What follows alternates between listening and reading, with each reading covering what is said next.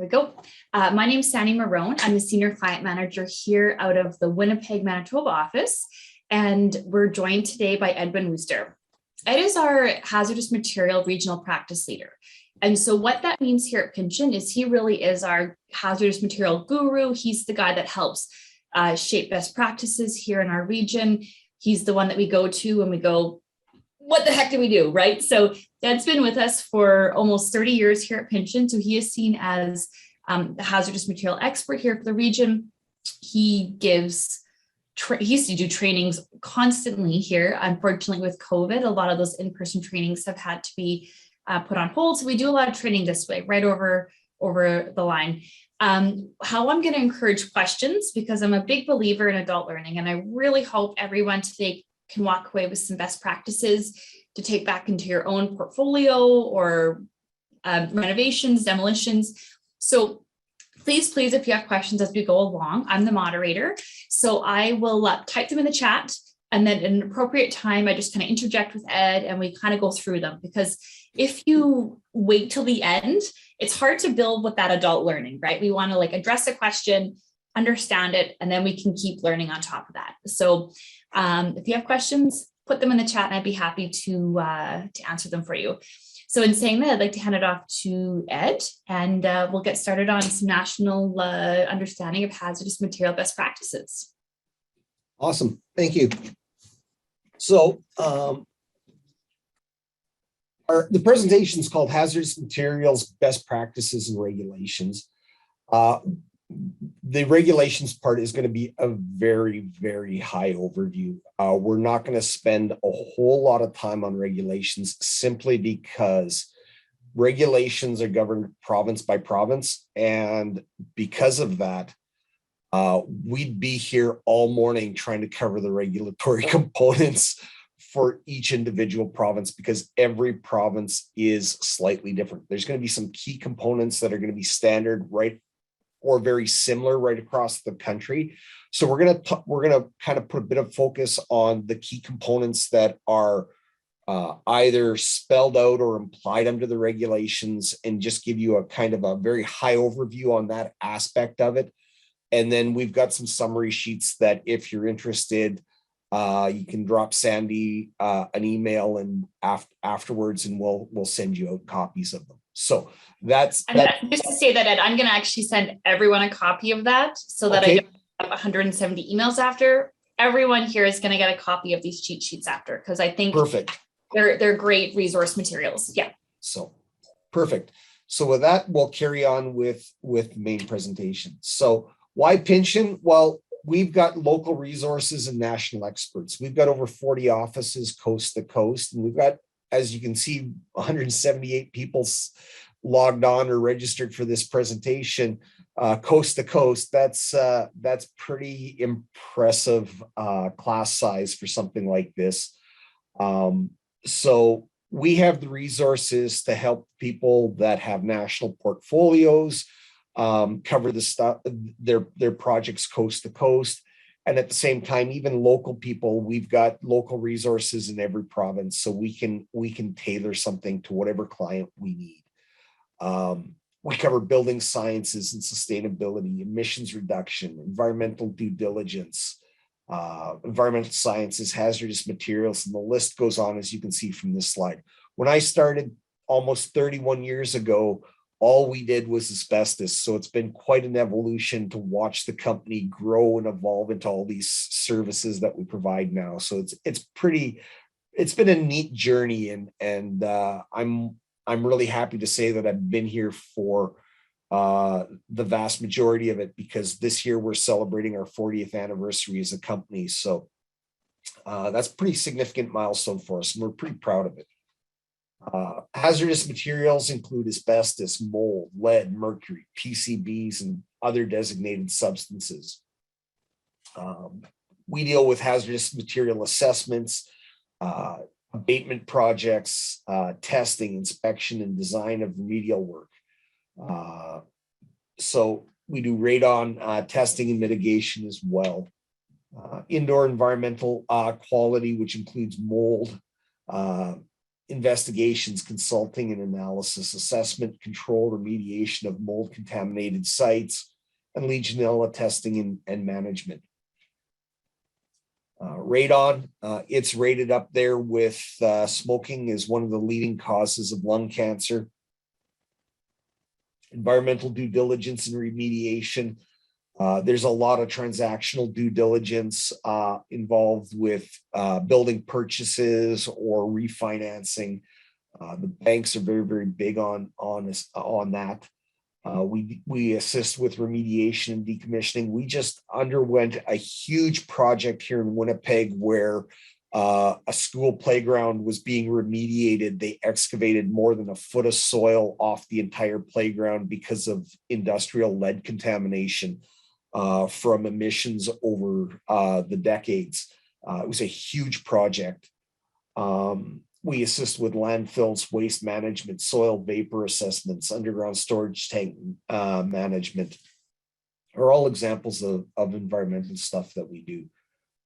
Occupational health and safety, we get involved in air monitoring, noise monitoring surveys, occupational health and safety auditing, workplace specific occupational health and safety training. A good example of that is some medical labs have got us doing some spills response training for their laboratory facilities to help train them on what do they do if they spill some of the laboratory chemicals.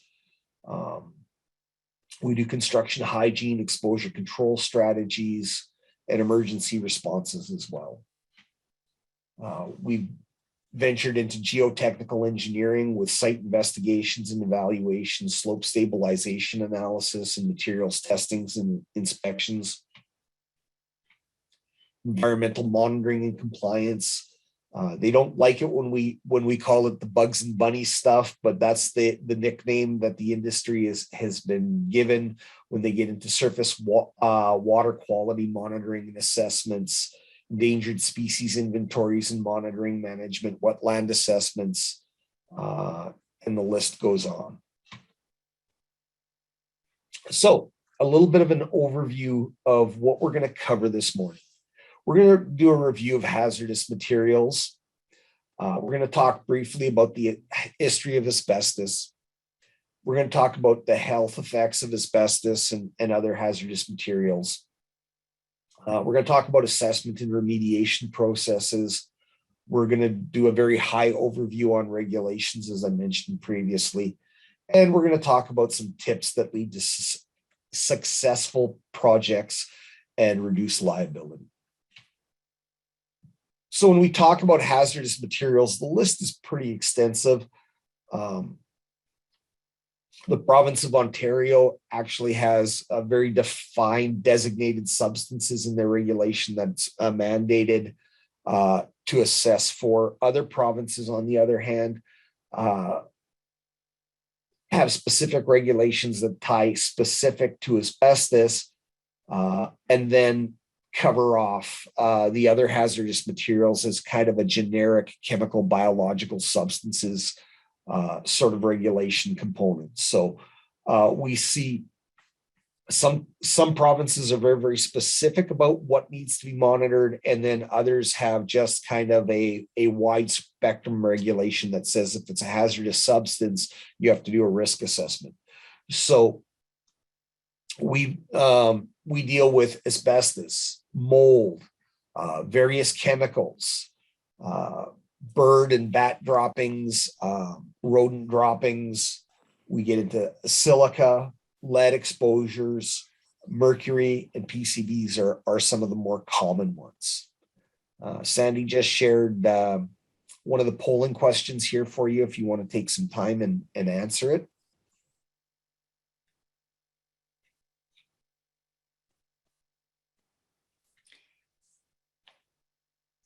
Now, this polling question says, what hazardous building materials are regulated in Manitoba? But this would actually apply nationally. Ed and I last did this presentation here in Manitoba for the Manitoba Architectural Association. And man, they had some really good questions along the way. So hopefully, guys, you'll put some questions as well into the chat as we go along. And I have, we got almost 90%. Here we go. I'm going to end the poll and I'll share the results with you guys. And so I'll let you speak to that. And that is very, very accurate. Just about everything on that list is regulated. In Manitoba and Saskatchewan, in particular, we have specific asbestos regulations. And then when it comes to the other hazardous materials, they fall under a chemical biological hazards component. Ontario lists has a very specific list of hazardous substances that they list. PCBs are not covered under that list because the PCBs fall under federal regulations. So each province, as we'll talk about later, has very specific regulations, and we'll get into detail as far as the specific regulations that apply nationally, that are either specifically laid out or implied through the regulation, and then we'll share some regulatory references with you as well. So what is asbestos? The simple answer is it's a mineral. It's a form of rock. The complicated answer is that it's a naturally occurring silicate. It's a metamorphic mineral that forms a crystalline structure, which they refer to as an asbestiform. It grows in a fibrous aggregate of high tensile strength. It's flexible, it's strong, it's got crystals that readily separate into long strands. So if you want to compare it to a man-made mineral fiber, like fiberglass, when the kids are helping in the kitchen, every kid at some point in time helping in the kitchen has taken a raw strand of spaghetti and they've broken it in half. And then they take the remaining piece and they snap it again, and they keep snapping it to see how short it'll get. That spaghetti strand gets shorter and shorter and shorter, but it always stays the same thickness or diameter. And that's what happens with man-made mineral fibers. Asbestos fibers are more like thread. When you go to thread that needle, everybody always used to lick the strand of thread to keep the strands from separating, because the thread separates into smaller and smaller strands that won't fit through that eye of the needle because they spread out. Well, the asbestos fibers, they do the exact same thing. They separate into smaller and smaller strands that are actually microscopic. But what they don't do is they don't break and get, significantly shorter. So because of that, they get very, very fine. They're very, very lightweight. They stay airborne for a long period of time, which makes them very, very easily inhaled, where they cause respiratory damage. And that's the big difference between a man-made mineral fiber like fiberglass and an asbestos fiber.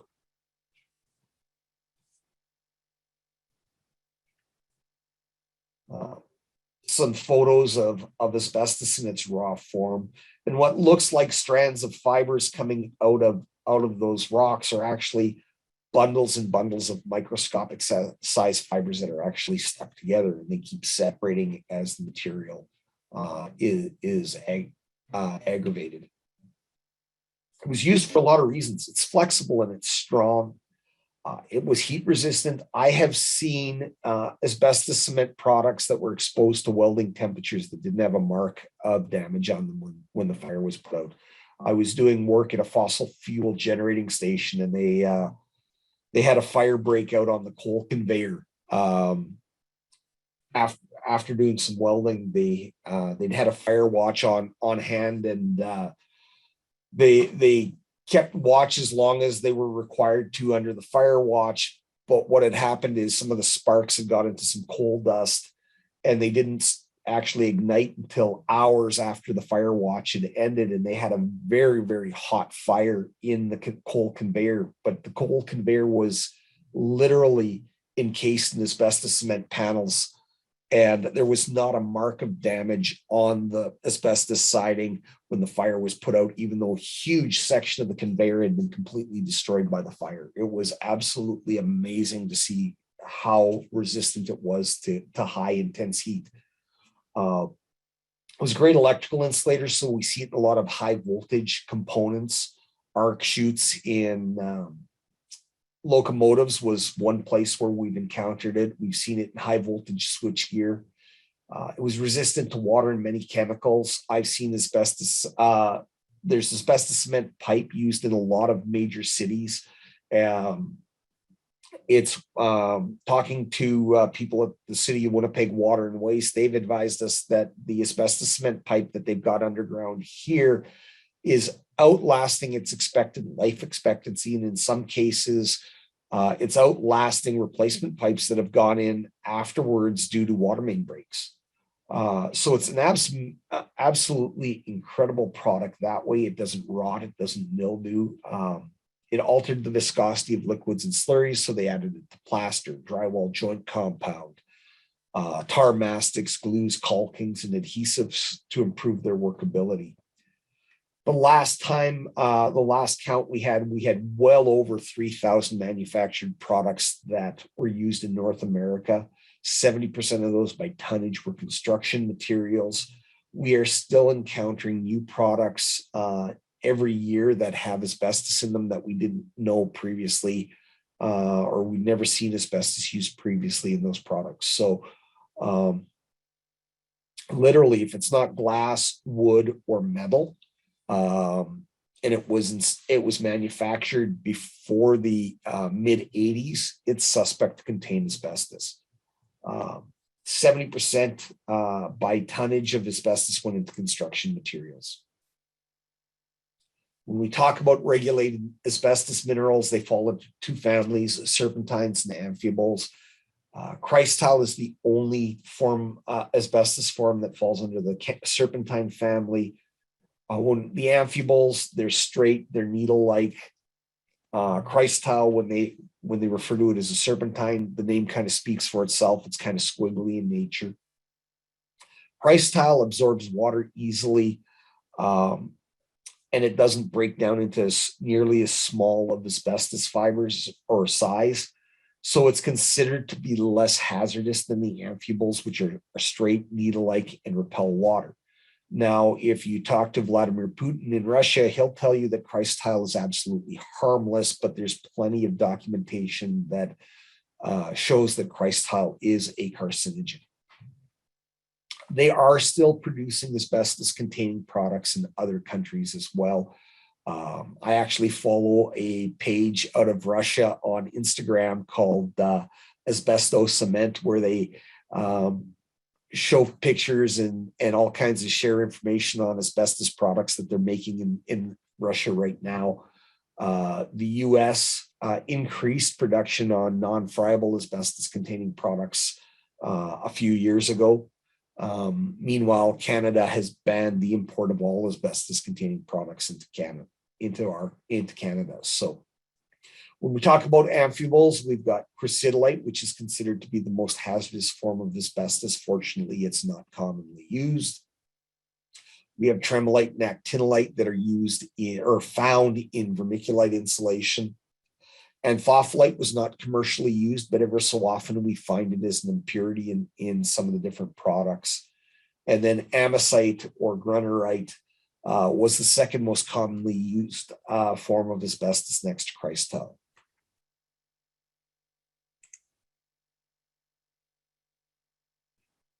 So these are specimens of the three most frequently used types of asbestos in their raw form after they've been extracted from the ore. And you can see from this photo that chrysotile is much lighter in color and it's often referred to as white asbestos. Amosite has got a more gray or tan color to it or appearance to it. It's sometimes referred to as brown asbestos. And crucidolite has got more of a blue tint to it. It's been nicknamed Blue Death because it breaks down into the smallest, finest fiber diameters and generates the highest airborne exposures of any type of asbestos when it's disturbed. On the rare occasion that we do encounter crucidolite in a workplace, the removal of that product is usually done on supplied air because the airborne exposures are that high even when it's removed in a wet form. Chrysotile fibers are white. they're curly, they're hollow and very flexible in nature. They readily absorb moisture. It's the most common type of asbestos used in building materials about 80% of the time. And it was historically used to be woven into fabrics. So burial garments used in ancient Egypt have been found to have Christile asbestos in it. The Romans were notorious for weaving it into tablecloths and napkins. Amosite is straight needle-like fibers, high tensile strength, used in approximately 15% of materials. It was predominantly mined in South Africa. Crucidolite has the finest, thinnest fibers. They're more brittle than both Christile and Amosite. It is less heat resistant than Christile and Amosite, which meant it wasn't used often as thermal applications for fireproofing purposes. We have seen it used quite frequently in military applications as thermal insulation applied to structures to insulate buildings. It was considered the most hazardous type of asbestos, least commonly used after Christile and Amosite, about 5% of the time, and it was predominantly mined in Australia, Bolivia, and South Africa. So other types of asbestos, tremolite and anthophyllite, or tremolite and actinolite were amphiboles, strong, flexible, heat resistant, can be spun and woven, used in paints, sealants. It's found as an impurity in vermiculite and was sometimes found in roofing products. Actinolite was found in vermiculite used in fireproofings, paints, sealants, drywall joint compound. Hey Ed, I'm gonna launch a poll here, if that's okay. Sure. So for everyone playing along, again, this is what is considered asbestos containing in Manitoba. So a lot of the people running today are portfolio managers across Canada. And so you can weigh in on multiple choice. There actually is multiple answers on this poll question.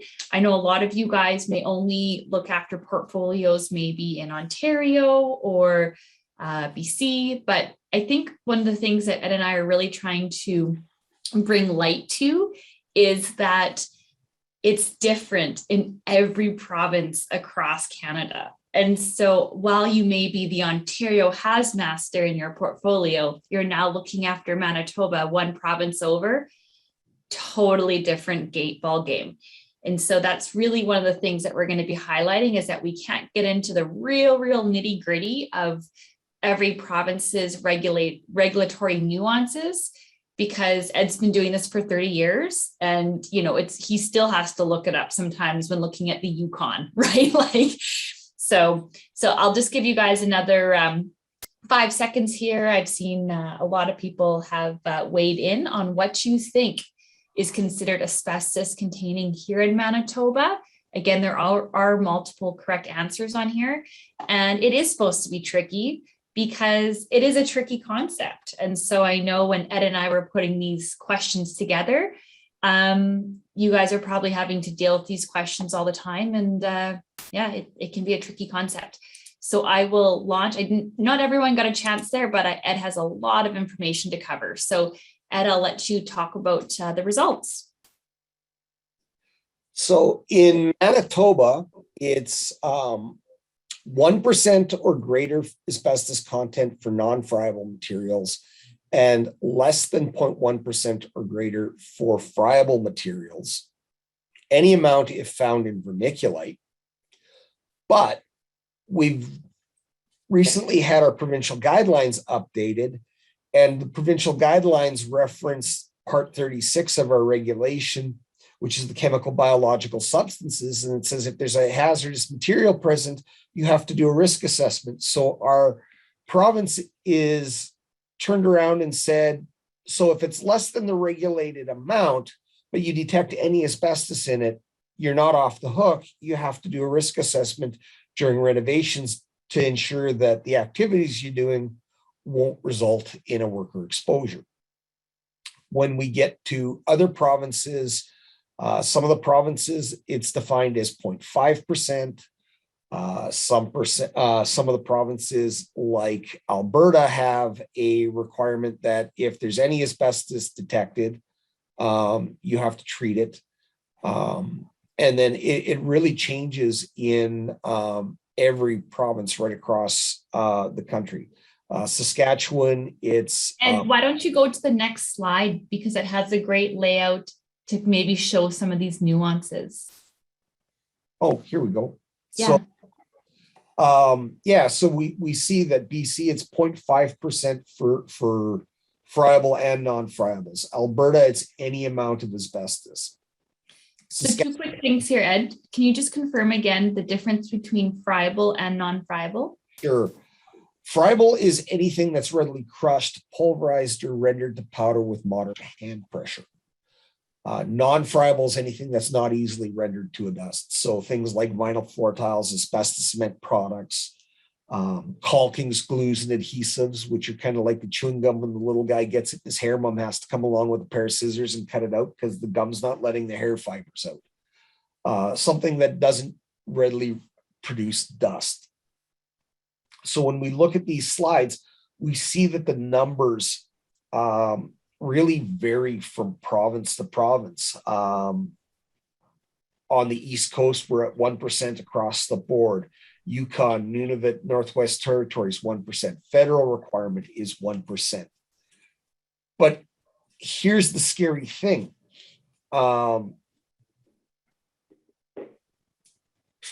Depending on the material, you can get some scary high airborne exposures with asbestos concentrations that are lower than the regulated amount in some of these jurisdictions. And a good example is vermiculite is often, when they do the analysis, often comes back less than 1% or less than 0.5% in the sample analysis. And I did a study for the federal government where they demolished ceilings in a building following standard demolition practices in a federal government building out in the prairies. And they said, we got a lot of these buildings that are going to demolition, wood frame structures, vermiculite in the attic. Concentrations are extremely low, often below the regulated limit for an asbestos containing material in under federal regulations. We want to make sure there's no exposure risks to the workers doing the demolition. So we want an abatement contractor wearing suits and respirators to demolish the ceilings with no additional precautions other than they're wearing PPE. And so they pulled the ceilings down dry and shoveled everything in the back of a panel truck out a window. And we had airborne exposures between 95 and 130 fibers per cc in the room while they were doing the ceiling demolition. And this was confirmed by electron microscope analysis. Those are airborne exposures that require supplied air respirators under the regulations in every province. And that was at concentrations in the vermiculite that were well under the 1% criteria. And that's staggering. So the different regulations change from province to province, but it's just something to be aware of. So two quick questions here, Ed. How about Quebec? Quebec isn't listed on here. Quebec, I was just looking at the regulation spreadsheet.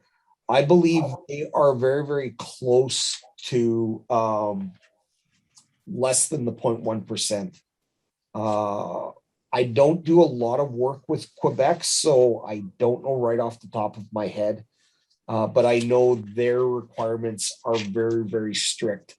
They had almost no requirements in the province prior to them shutting down their asbestos mine. And then after the mines were closed, they came back with very, very, very strict regulations. And they're some of the strictest ones in Canada now.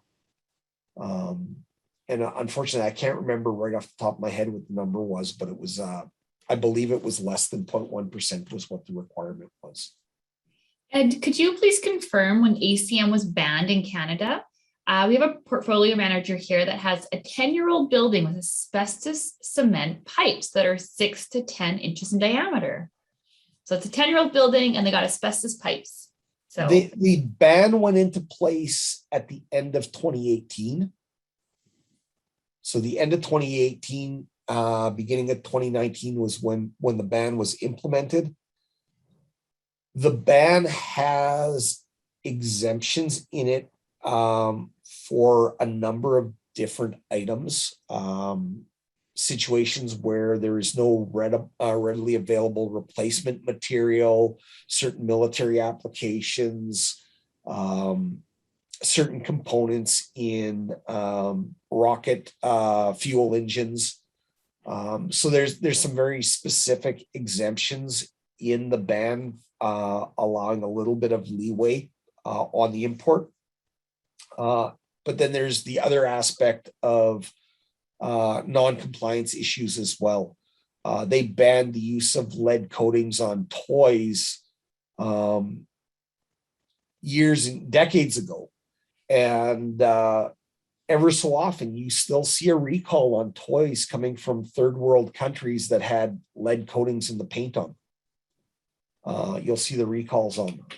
So some of the countries are not very good at complying with health and safety regulations in other countries, which makes it kind of challenging, because the former federal manufacturing regulations said that if you were manufacturing a non-friable material that was being designed to go, or for the purpose of being installed into another manufactured piece of equipment, there was no legal requirement to disclose the presence of asbestos in those components.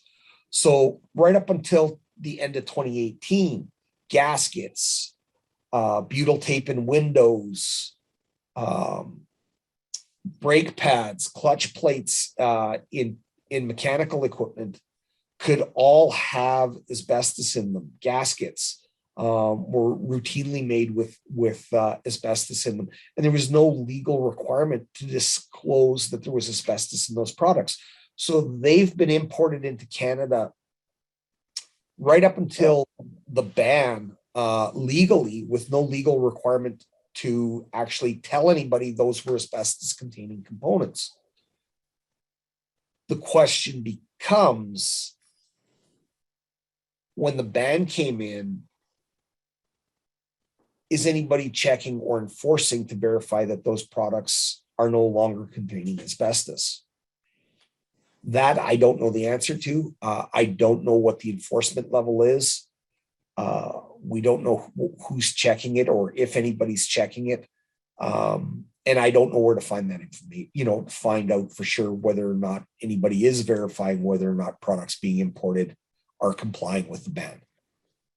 So that's— and I have one more question for you here. That's the challenge. Do you see on this chart here how there's a little subscript number 1 beside like BC under friable, and a subscript number 2 under Alberta, any amount non-friable? What do those mean? Okay. There was a there was a footnote that did not carry over onto this slide. So the footnote with the 1 is if there's asbestos in vermiculite, it's any amount.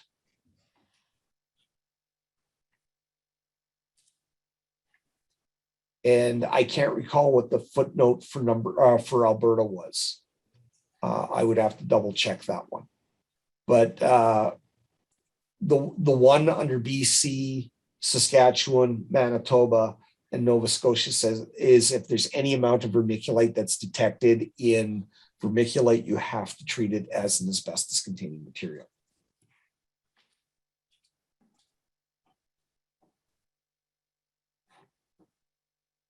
So we talked about friability already. Here's an example of mechanical insulation being crumbled under the fume hood in our lab, and you can see the fine fibers coming off of that material as it's being crumbled. And that's the large fibers that you can see. That's not showing you the microscopic fibers that are invisible only to microscopic examination. And it's the microscopic fibers that we're concerned about. And here's some examples of non-friable materials: vinyl floor tiles. The asbestos is so tightly bound into the vinyl, it's not going to be released when the tile breaks. Here's caulking and adhesive. So those are some of the examples of non-friable products, and you can see how the fibers are locked into those materials.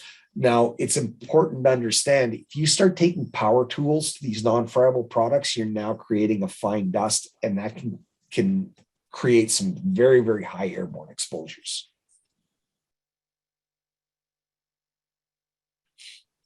Some examples of products that we see quite commonly in buildings of different ages: fireproofings, floor tiles, including the adhesives holding them down, ceiling tiles, vinyl sheet flooring. With vinyl sheet flooring, occasionally the vinyl contains asbestos, but it's most frequently the paper backing underneath it that's potentially asbestos containing.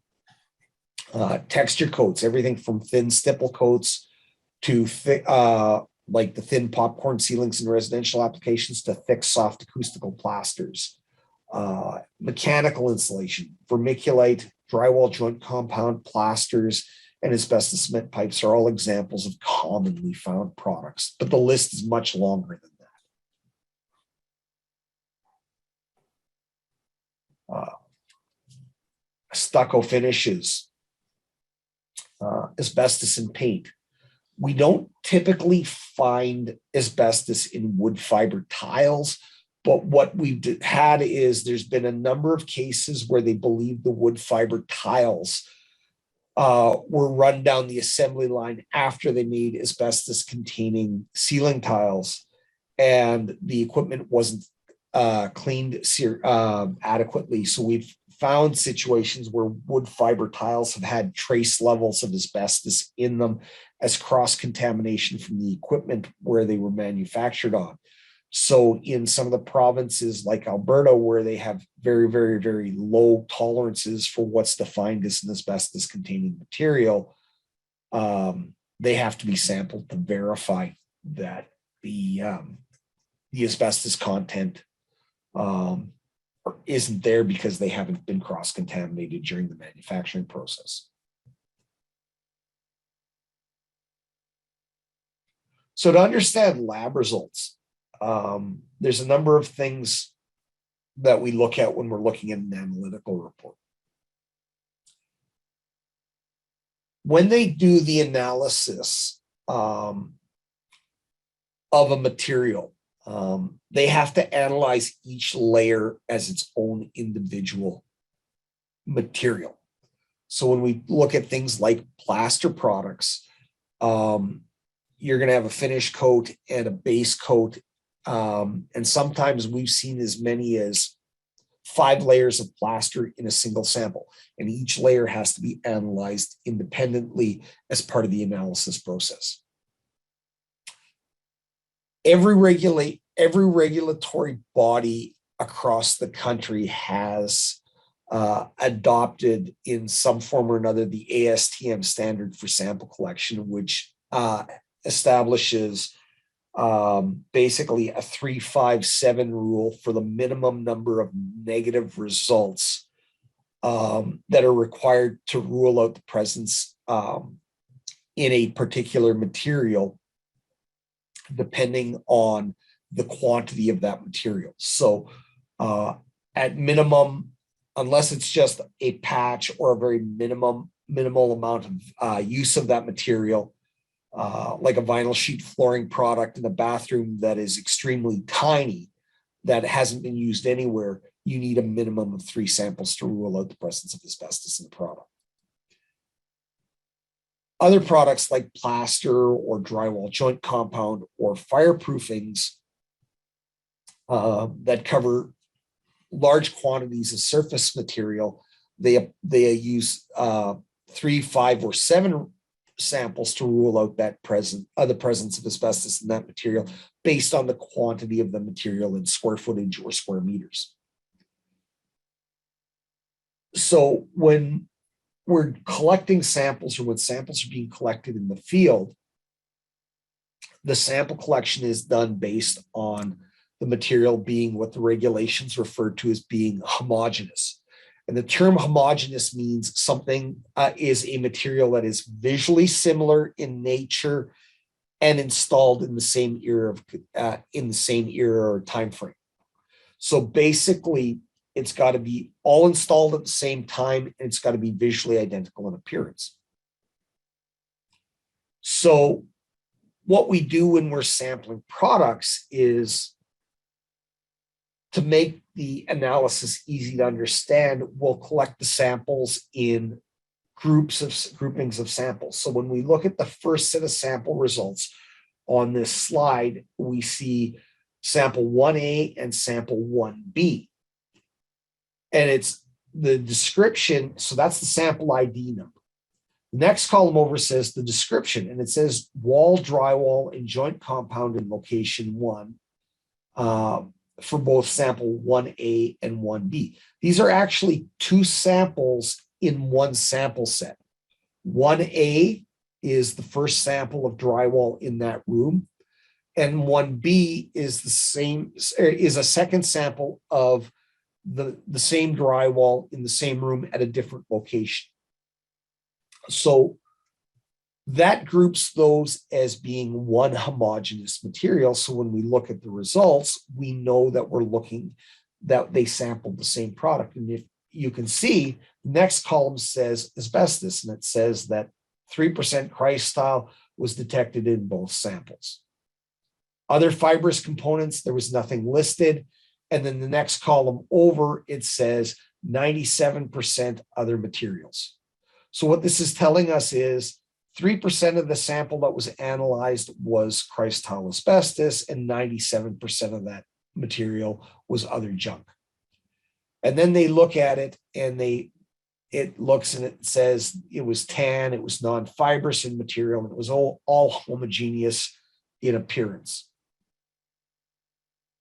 When we look at the next set of samples, it says sample 14B, but it's got a hyphen and it's got an A and a B afterwards. This is saying that this is the same sample of the same material. So sample 14B is the material, and the A and the B after that are saying it is a different layer of the same material. So this is one sample, multiple layers. And it says the vinyl floor tile and mastic. So the sample A is going to be the vinyl floor tile, or part A of the sample was the floor tile, which is identified in the box underneath, and part B was the mastic, which is showing up here. So in this case, there was cryostyle in the tile, 8% in content, but there was no asbestos in the adhesive that held the tile down.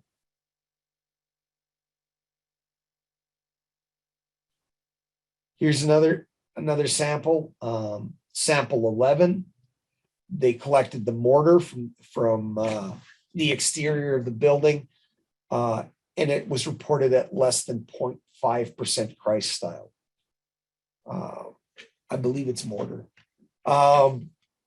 Sample 2A and 2B are, again, examples of two different samples in one sample set of the same material. In this case, it's baseboard mastic, and it's showing that there were three separate phases, one which was cryostyle and two that were non-detected. So this is a very similar reporting to this sample here, 14B. It's the same concept, it's just reported in a different manner. It was analyzed by a different lab. So it's important to understand that the different labs are going to lay out and identify the different samples differently. So it's important to look at, the sample numbers So is there a number? Is there a suffix after the number? And is there a second suffix? And that will tell you, in this case, we've got the two different suffixes here. And I know this is sounding confusing, but it's important to look, is it one product that's visually the same, or is it one product that has multiple layers? And that's why you see these reported differently. So it's important to look at these descriptions in the side, as well as the different columns. If it says asbestos, this tells you whether or not there's asbestos in the product. If you see non-detected, that's saying there's no asbestos if it's under the asbestos column. But it's important to understand which layer is it in, layers of the material, or is it different samples of the material? And you get that by carefully assessing the sample descriptions as well as the analytical descriptions. So sample 2A, we had Christile asbestos in one layer. Sample 2B, it was in none of the layers. But because it's all one homogeneous material, all of this baseboard mastic has to be treated as an asbestos containing material because you had one positive hit. When we look at some of the odd items that historically had asbestos in the 1950s, Kent Cigarettes actually put crucidylite asbestos in their filters. That was the most hazardous of the asbestos types. They were smooth. You can actually see the blue asbestos fibers in the filter media. Hey, Ed, I'm going to launch a little poll here real quick, and I want people to kind of weigh in. Some of these are true and some of these are false. Items that have historically contained asbestos: makeup, flour, dish towels, crayons, kids' clothing. Some are true, some are false. All are tricky. So we'll let you weigh in. Asbestos really was the wonder material of the 60s and 70s. Well, when did they really start putting it in a lot of things? Well, I guess, as you said, back in Greek times, they'd weave it into fiber or cloth and stuff. But, you know. Earliest historical use of asbestos that I'm aware of was 2200 BC. They found some clay dishes that carbon dated back that far in Finland on an archaeological dig. Yeah. So we got lots of people weighing in. Give everyone another 10 seconds here. I should have launched this about 10 seconds before you flip to this page, but that's okay. This is just for fun anyway, to make sure people are paying attention. So I'm gonna share the results, and all of them are true actually, except bread flour. As far as we know, it has never been in bread flour, but who knows, maybe it filled people up and gave them superpowers. So Wizard of Oz, Bing Crosby's White Christmas, when it was snowing on the sets, they had techs dumping bags of Christile asbestos in front of fans to blow the asbestos fibers across the set to make it look like it was snowing. So all that snow in that photo in the top right-hand corner is in fact Christile asbestos. Johnson & Johnson was sued because successfully sued because the talcum powder that they used in the baby powder was contaminated with anthophyllite asbestos. Claire's, the little girls store that you see in all the malls, as little as 2 years ago had a factory recall on their makeup because the makeup was contaminated with asbestos in the talcum powder that was used. So that was only 2 years ago that Claire's had the factory recall by the federal government here in Canada. CSI, the talcum powder in the fingerprint kit in the game they sold, had contaminated talcum powder in it. Crayons have had contaminated talcum powder in them. And my favorite is the asbestos clothing for this little one in this ad here. No more cigarette burns on your children to make them cry. parenting done right. Let's wrap our kids in asbestos. You really have to shake your head at the marketing that they did back in the 50s. But I mean, in all fairness, I remember being 5 years old and playing with the barbecue briquettes in my dad's barbecue while the hamburgers were cooking, while the barbecue briquettes were actually laying on a bed of vermiculite that had asbestos in it. So fiber keeps you regular. That's not what they were talking about. We bought one of our colleagues here in the office an Asbestos Man comic book, which he has framed and hanging on his office wall a few years back for Christmas. They first published it in 1963. So when we talk about the health effects of asbestos, asbestos-related diseases are caused by asbestos fibers that are inhaled and settle in the lungs. Once embedded in the lung tissue, the fibers remain in the body for extended periods of time, and that's where the hazard lies. How far the fibers penetrate the lung tissue depends on the fiber length, the diameter, and the shape, which is why some of the asbestos types are considered more hazardous than others. Fibers like amosite and crucidolite break down into smaller fiber diameters, and it allows them to penetrate deeper. I often get asked, is it true that there's barbs on asbestos fibers that look like fish, kind of like the barbs on a fish hook or a spear? And that's a myth. That is not but what is of concern is the size of the fibers, because that's what makes them partly what makes them dangerous.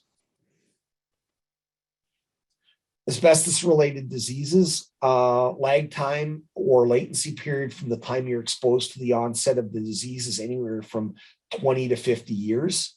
It can occur, or 10 to 50 years, it can occur in less time. Asbestosis had the shortest latency period.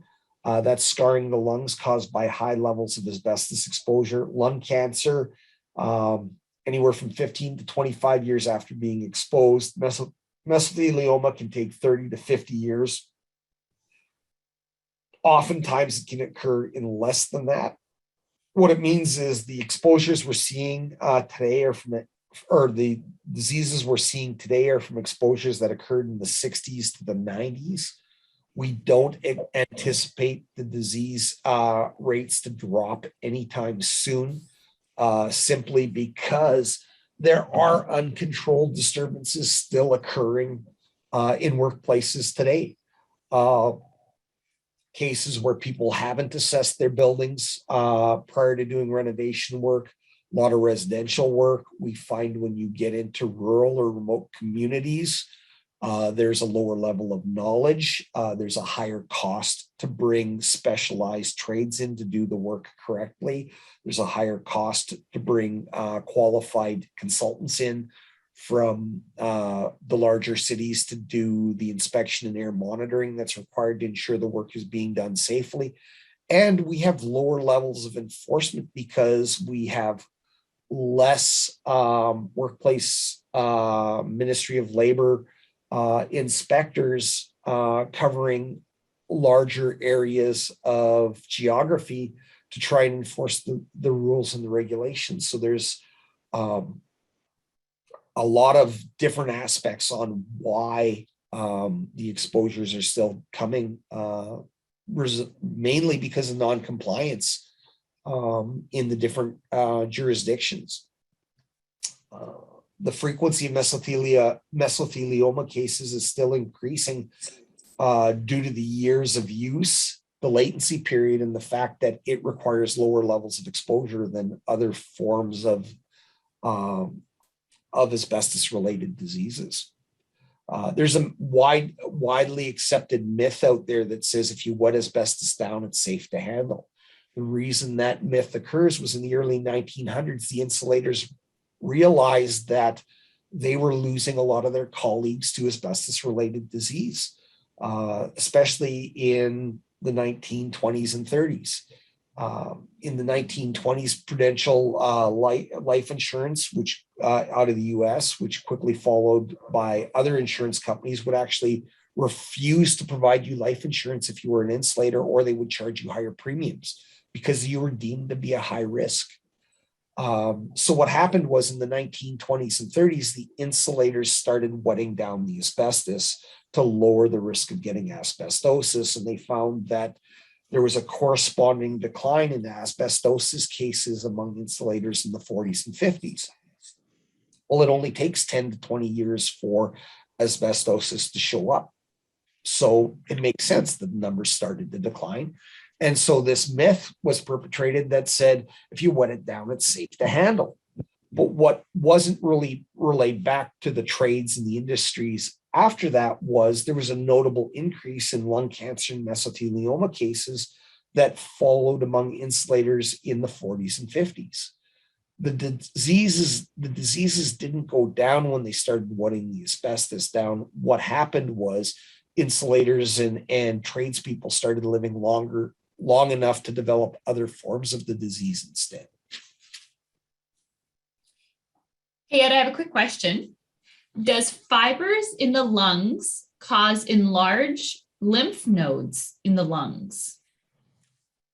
I didn't know that there was lymph nodes inside the lungs myself. I'm not a doctor, so I can't answer that question. What it does, what I know for a fact it does do, is it causes scarring, which causes damage to your lung tissue and prevents the absorption of oxygen into your lungs. It reduces the elasticity of your lung tissue, so it makes it harder to breathe when you have extensive scarring of your lungs.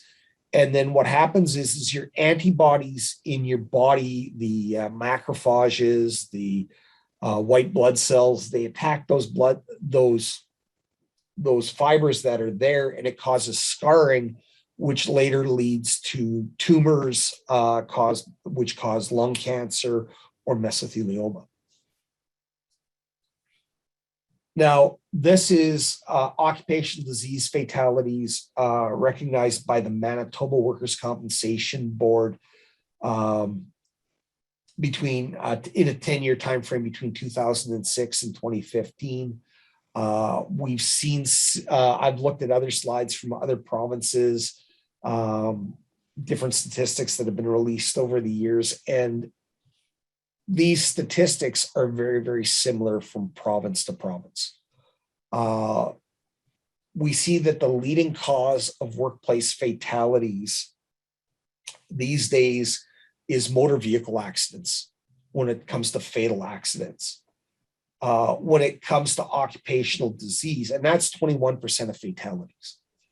When it comes to occupational disease, asbestosis and mesothelioma account for approximately 25% of the accepted claim. Now, the scary thing here is these are the claims that the workers' compensation boards, WCB, WSIB, depending on your province, have accepted. I had a client here in Manitoba that was diagnosed with mesothelioma. He got a letter from the Manitoba Workers' Compensation Board that said in order to qualify for a workers' compensation claim, you have to be able to demonstrate that your injury or disease was the result of a workplace-related injury or exposure. For this reason, we need to know what types of asbestos and which concentrations in which kind of materials from which manufacturers were you exposed to over which given dates over the course of your career. Most tradespeople could never answer that question. And then if you're a smoker, if you can't tell them what you were exposed to and when, and if you're a smoker, it makes it very easy for them to blame whatever you've got on your medical charts as smoking-related lung cancer. And then they leave it to the appeals process. In Manitoba, the appeals process takes anywhere from 3 to 4 years, and your life expectancy, average life expectancy after being diagnosed with an asbestos-related disease is 6 months to 2 years, which means that very often somebody passes away before they ever make it through the appeals process. So it's very easy to see that these numbers are potentially underreported. That and the fact that our doctors in this country are not trained to look for occupational disease.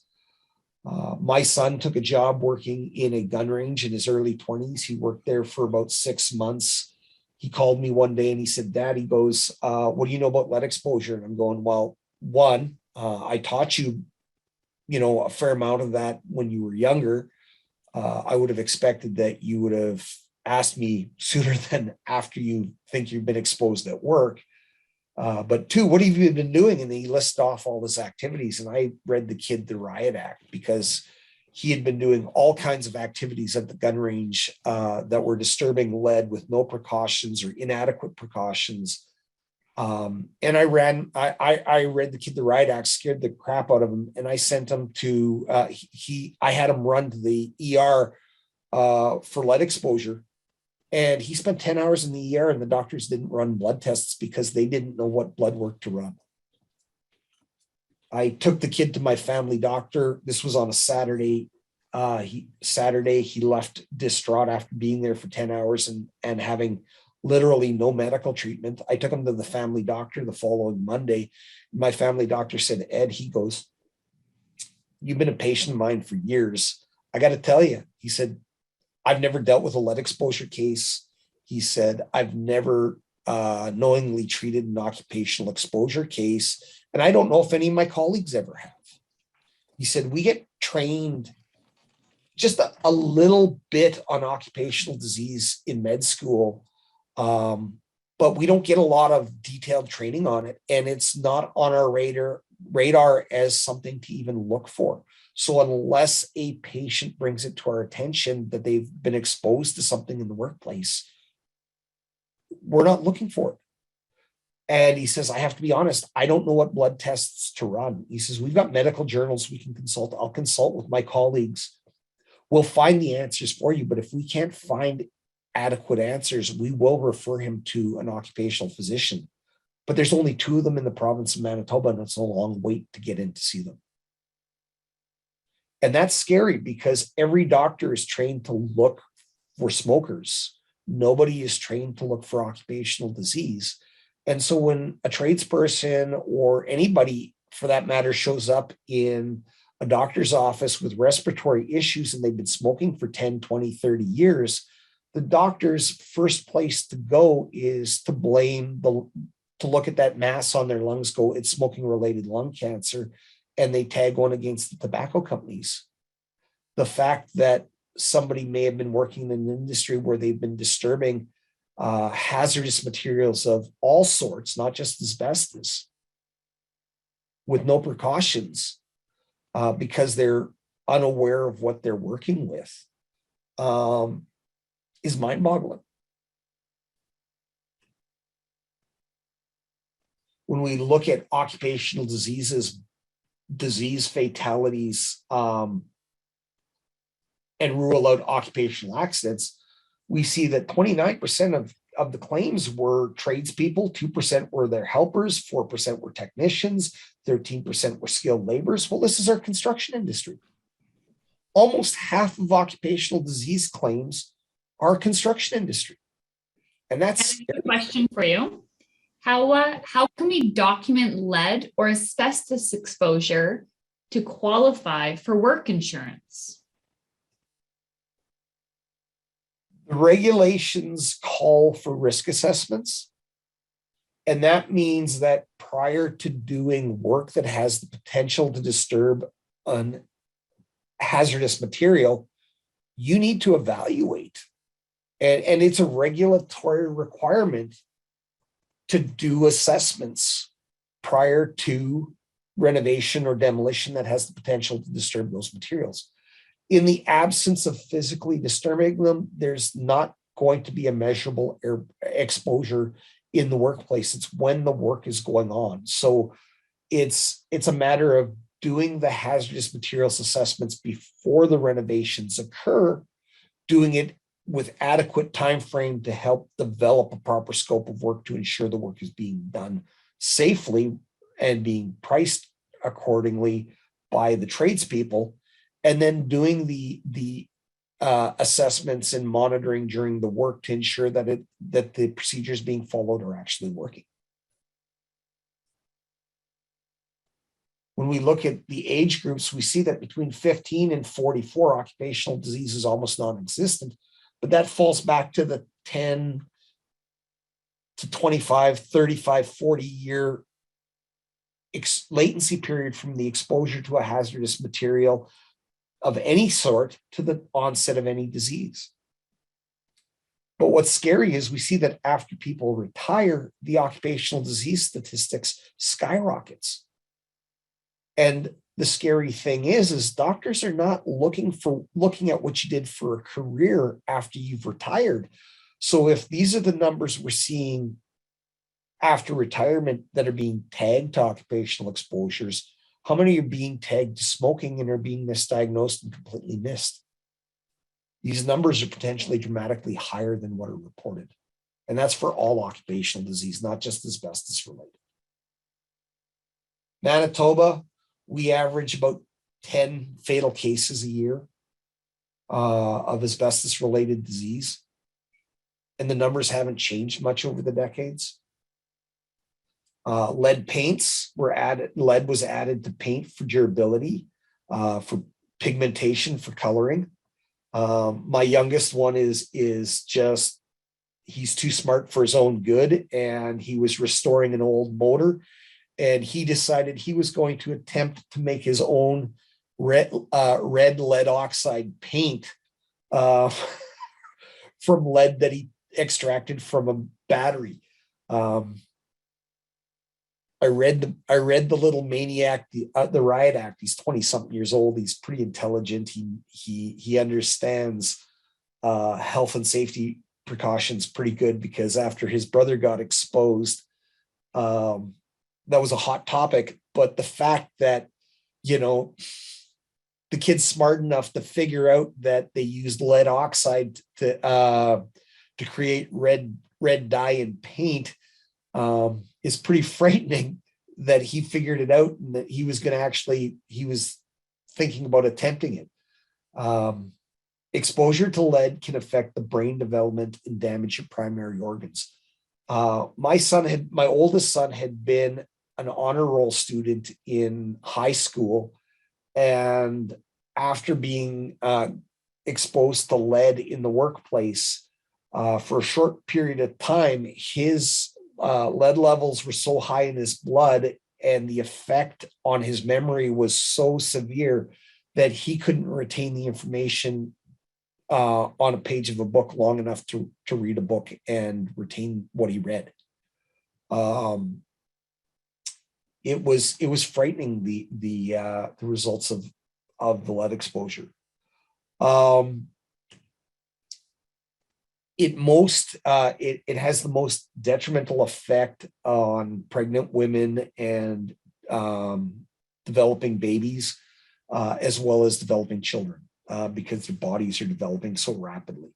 But it can have serious health effects on all people, regardless of your ages. Some of the activities that can result in exposure are demolition, sanding, grinding, torching steel, and abrasive blasting. It is mind-boggling when we get onto renovation sites and we identified red oxide primer on structural steel and tell a structural steel guy or a welding contractor that they have to implement lead precautions for working on that structural steel, and how they lose their minds over, well, what precautions do I need to follow? It's an industry that should know that those products have lead coatings on them, and the lack of knowledge on the proper procedures when working on these products is frightening. Mercury was commonly used in control switches and thermostats, pressure devices, like manometers, thermometers, and fluorescent light tube bulbs. The challenge is liquid mercury is very difficult to clean up and it's very volatile. Mercury fumes are readily created under normal temperatures. So, when we're doing renovations, don't be smashing the fluorescent tube bulbs, get them recycled properly. Most HVAC contractors dealing with pressure switches and thermometers know not to break the ampoules, and they're very good at removing them safely and properly. But it's important to know you don't go around smashing these things. I did an assessment in one house that had broken into by a bunch of teens. They had thrown a wild party in the house, vandalized the walls. It had been a vacant rental unit. They'd vandalized the house and set fire in the kitchen sink. And in the process, they had destroyed the mercury ampoules in the thermostats. And there was no sign or evidence of the mercury in the house because it vanished that quickly. Very hard to find, and it can be very difficult to clean up if the ampoules are broken. So PCBs were commonly used in capacitors and light ballasts, fluids and transformers, hydraulic fluids, lubricants, caulkings. We are finding a surprising number of caulking materials on the exterior of buildings with high levels of PCBs in them. Even expansion joints in flooring and floors in buildings where additions have been put on have tested positive for PCBs. It was non-conductive. It was great for transferring heat, and it was a great plasticizer. So areas with high temperature extremes, it was added to the caulkings in those situations to keep them soft and pliable in cold weather. So those are some of the examples.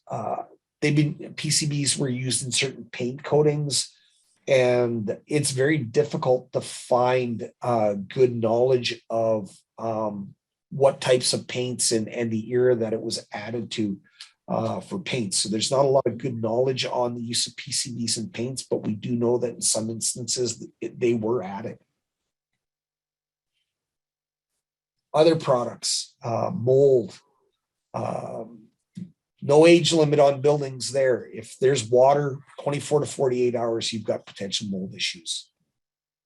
Droppings, whether it's rodents, raccoons, birds, or bats, all potential issues. Silica, boy, the most abundant mineral on the earth. It's in concrete, it's in plaster, it's in drywall. Any ceramic tiles, masonry, concrete, it's widely used in construction materials. Silica exposures are quite abundant in the construction industry. And it's one of the ones until recently was not getting an adequate amount of attention. Some provinces like British Columbia and Ontario have been much more on top of the silica exposure issue. Provinces like Manitoba and Saskatchewan are just playing catch up now. Chemicals, stored chemicals in workplaces, solvents, cleaning agents. There's all kinds of different chemicals that you find in the workplace, whether they're being brought on job site for a specific project. I remember going into a school and the safety officer, I was doing some asbestos and lead training for the custodians, and the safety officer for the school division was doing a bit of a safety speech before I did the training presentation, and they went on to say, we're getting new cleaning agents. Just remember that if you're using this this specific product until you get the replacement products. Make sure you rinse the toilet seats off really, really well before or after you use this disinfectant, because the kids are getting rashes on their bottoms from the cleaning agent we've been using. Gee, just what every parent wants to know, right? It's surprising some of the products that are out there, either new or old ones, that can be cause serious health effects. And I have a couple quick questions for you, if you don't yeah. mind. Is there a way to determine if mercury in piping is allowed to go as non-waste hazardous waste based on the vapor level? That I am not sure about. There are specific regulations as far as exposure levels. There are occupational exposure levels tied to what's considered excessive in a workplace. As far as vapor going down the drain, that I'm not aware of any regulations. What's more, but there are definitely regulations as far as what is considered not permissible for waste disposal criteria, and that would definitely apply to any waste going down the drain. So if you're getting measurable levels, there would be regulatory criteria for what's considered excessive in the waste that's being sent down the drain. What those are off the top of my head, I wouldn't be able to tell you. There would be charts in the regulation, various regulations for the different jurisdictions as to what's acceptable and what's not. We have vapor levels in the drains that indicate mercury present. Don't want to expose the receivers. Yeah, if you've got mercury level vapor that's measurable, you want to figure out what the source is. And if you're getting measurable levels coming off the drain, one, I'd be concerned about worker exposures in the room where the drain is. It's historic lab waste. Yeah. I would be concerned about measuring what's in the waste stream. Because it's going to be a disposal criteria where the waste is going as well. There's no new waste. I guess the question is, one, you don't want new waste going down there. You may need to look at either consider either cleaning or replacing those drain lines if there's high enough levels of contamination that they're creating airborne exposures. Next question. Has there been discussion on if silica monitoring will be mandatory in Manitoba, similar to asbestos? It is mandatory. Always has been. The regulation, Part 36 of the regulation states that if you've got hazardous material in the workplace, you have to do a risk assessment to evaluate whether or not there's a potential exposure, and that's for any hazardous material or substance. And if there's a potential that the work is going to disturb, create an elevated exposure, there is a regulatory requirement to do monitoring to verify whether or not there's an exposure concern, and then implement safe work practices and engineering controls and do additional monitoring to ensure that those controls are actually working. Historically, when it comes to products like silica, a lot of workplaces in various provinces have an attitude that says, I've never done a risk assessment, therefore there is no risk, and therefore I don't do monitoring. But that's not what the regulations state. And the regulations in most provinces have a hazardous substance regulation that states you have to do a risk assessment. Some provinces have guidelines specific, regulations and guidelines specific to silica. Others, it is a generic regulation, much like Manitoba and Saskatchewan have, that states you have to do a risk assessment and then do monitoring based on the findings of that risk assessment. Okay, I'm going to launch the next poll question as we're getting now into regulations and understanding, again, sorry guys, Ed and I did this one, this last presentation for an association here in Manitoba and didn't have time to update this, but where would you find Manitoba regulations or guidelines pertaining to asbestos? And there is multiple correct answers here. For those of you not in Manitoba, it's similar to yourself. There is multiple places where you're having to pull different regulations and guidelines, and there's codes and all different types. It's a very tricky thing to navigate because in some places, the federal and provincial regulations are different. And so then you always have to go to the more stringent regulations. So if this is confusing for you, Ed, I'm seeing what you're flipping through there. Go back to your presentation. I threw this over on purpose. Okay, perfect. Great. We are going to be sending this out to everybody on the course, on the presentation. This is a province by province summary of all the regulations that apply in the jurisdiction. And this is 5 pages of regulatory references for federal and provincial requirements. So we will be sharing that with everybody. But as you can see, there is quite a list of regulatory requirements and guidelines for every province and territory.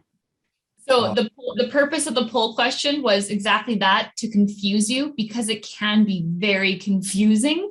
And so, we wanted to share this resource with you after. So everyone on the call after, you're going to be getting that reference document from me, as well as a couple other documents, so that you can, this document here that Ed is sharing.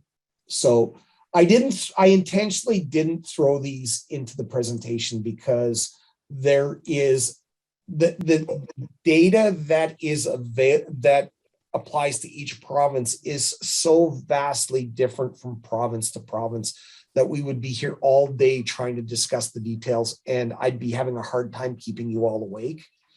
But we felt it was important to provide you this as a resource. So we're talking very generically about these different requirements, but we're going to give you these as a resource tool to help you sort this out, because as you can see, it's extensive and it's very challenging to navigate.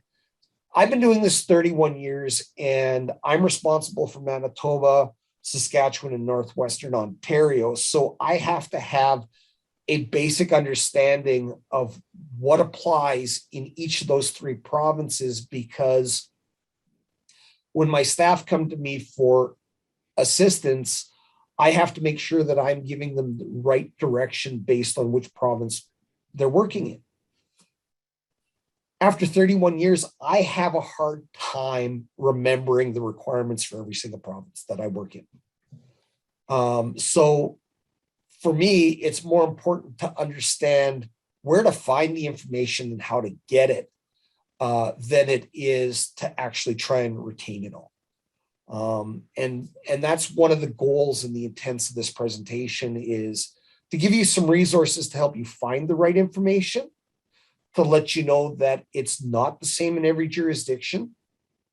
And, if you're having trouble, we've got people in every province that can help you find the correct information for the jurisdiction that you're in. And that's really what's important, that know that there's tools and resources out there to help you. And where do you find them? That's the key goal. And I have an interesting question. What province has the more complete, stringent regulation protecting the workers against hazardous building materials? So which province is the strictest? Who has the most stringent rules? That's a difficult one to say. Or strictest rules. I would be inclined that maybe not the strictest, but the most specific, because the rules are all strict. What some are more detailed, whereas others are more generic. I would say that BC, Alberta, and Ontario probably have some of the most specific regulations with some of the highest levels of enforcement. And I think the enforcement is the bigger piece of the question than the actual regulatory restrictions, because the easiest way to get compliance from a business is to go after the pocketbook. I mean, even as individuals, if what you find is the areas with the highest level of compliance on the roads is the places where the police are enforcing the speed limits, and handing out fines.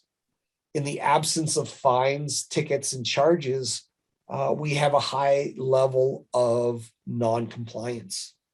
And when I'm talking with regulators, as much as we all hate being issued fines, I'm always very, very quick to point out that if you're not going to be issuing fines for non-compliance, you are not going to see compliance in a workplace.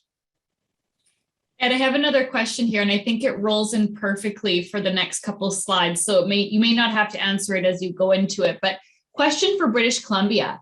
If a hazmat survey has been previously conducted in a building that indicates that hazardous building materials are present, is a new survey required prior to a project taking place? For instance, if I'm doing a TI and demolition of drywall is required, previous survey shows presence of ACM. Can I just treat the entire site as containing ACM, or do I need a project-specific survey? So this is a great lead into our next question, the difference between a renovation and demolition survey, and the dangers of just assuming that everything's ACM, because that's just going to totally inflate project costs. So, yeah. So when it comes, and this is not just British Columbia specific. Every province requires an asbestos assessment of some form for management purposes. Some of the provinces require full designated substances or hazardous materials assessments for management purposes. Every province requires, through either specific legislation or a generic legislation, requires a pre-renovation, pre-demolition assessment, which in a lot of cases, it is an implied requirement through the regulation. And when I say it's implied, here's how it works. The examples, the big example, or the primary example where I can specifically cite this is Manitoba and Saskatchewan. Both provinces have different regulations, but both of them have a chemical biological substances regulation by one name or another. And they both have under their, in Manitoba, it's MR 217/2006, the Workplace Safety and Health Regulation, which has various components. In Saskatchewan, it's the OH&S 2020 regulation, which is laid out in very, very similar fashion, where it's occupational health and safety regulations that are very topical for each section of the regulation. So in both provinces, the regulation has a chemical biological substance is component of the regulation, which says you have to do a risk assessment, you have to do monitoring, and you have to identify the hazards in the workplace. They both have a demolition section in the same health and safety regulation. And part of the demolition regulation and this likely, I'm not in-depthly familiar with every province, but most provinces are very, very similar. The regulation states that prior to renovation or demolition, you have to remove all hazardous materials that will be impacted by the demolition before the demolition can occur. And if you can't remove those hazardous materials before the demolition occurs, you have to do the demolition in compliance with the health and safety regulations that apply to that hazardous substance. If you do not do a pre-renovation, pre-demolition assessment of that space to identify which hazardous substances are in the workplace, there is no way to know whether or not they're present, which means you cannot comply with the regulation to remove them before the demolition occurs if you haven't identified them first. So the requirement is implied that it has to be done because you cannot comply with the regulation without doing it. And it's a backwards way of telling somebody that they have to do it, because if they don't know how to read the regulation and interpret it, they don't understand it. And they don't see it. And we get a lot of non-compliance in a lot of the provinces for that reason. But it is definitely a regulatory requirement to have some assessment done prior to the renovation or demolition work so that you can identify these materials and remove them in a manner that complies with all of the health and safety regulations. Some of the provinces are more specific than others, but there's always a regulatory requirement to do it. Now, if you've done a management survey for hazardous materials, which is the question, does a pre-renovation or demolition assessment have to be done? In most cases, the answer is yes. There are minor exceptions to the rule.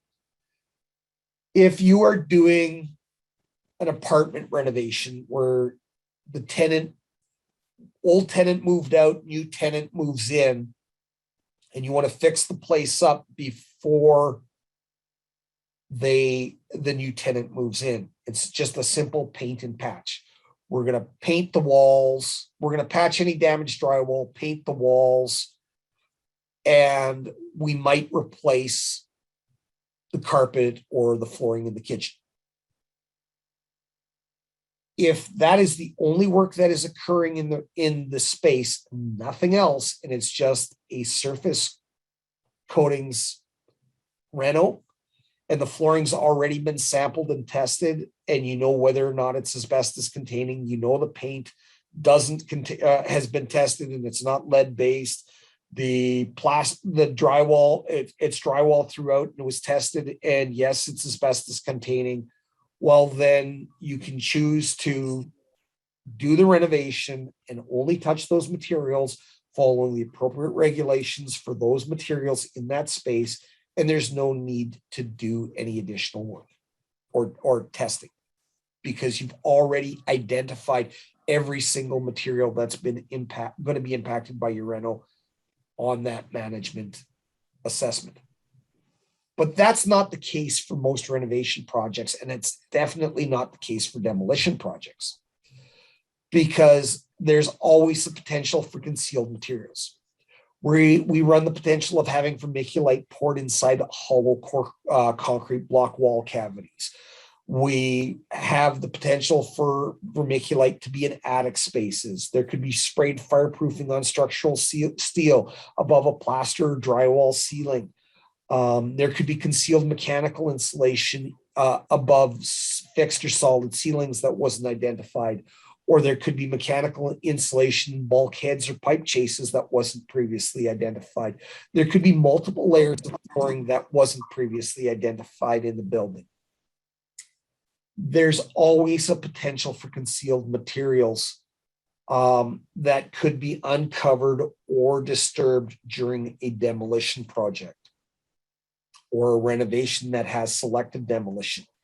And so if there's any form of moderate to high levels of demolition on a project, you absolutely, definitely have to do a pre-reno or pre-demolition assessment to make sure that you've got all the concealed materials. Ed, do you want to start flipping through some of the slides as you're talking about this, just because we're getting to the 20-minute mark? Yeah. So when we talk about the regulations, they fall under two classifications, provincial and federal. Some materials like PCBs, federal covers every province, and the provinces usually don't have a specific PCB regulation. Provincial regulations are specific to each province or territory. Federal regulations have a federal set of regs that apply to the federal workers in that space. But when a provincial tradesperson comes into that space to do work, provincial regulations apply to that job site as well. And when it comes to asbestos, the regulations state that in a federal workplace, they have to comply with both federal and provincial regulations. And where there's a discrepancy between the two regulations, the strictest of the two regulations is the one that applies. So it's really important to understand that. It's also important to understand that federal regulations apply to federal workplaces, not just federal government facilities. So places like Revenue Canada, Canada Customs, Canada Post, those are federal crown corps and federally regulated workplaces.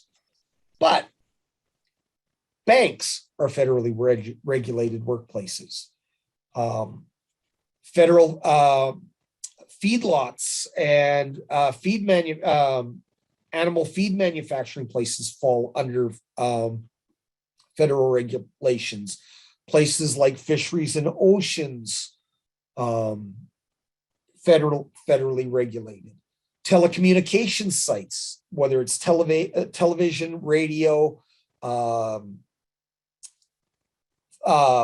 cellular phones, those are all federally regulated sites. So federal regulations apply to those as well, even though they're owned by private organizations. So when you get into federal sites, it gets complicated. Hey, Ed, are there different regulations or requirements for abatement depending on how much material is being abated? So complete demolition versus removing a small section of drywall that contains lead or ACM and drywall compound, or drilling a few holes, installing or remove something from a wall with ACM?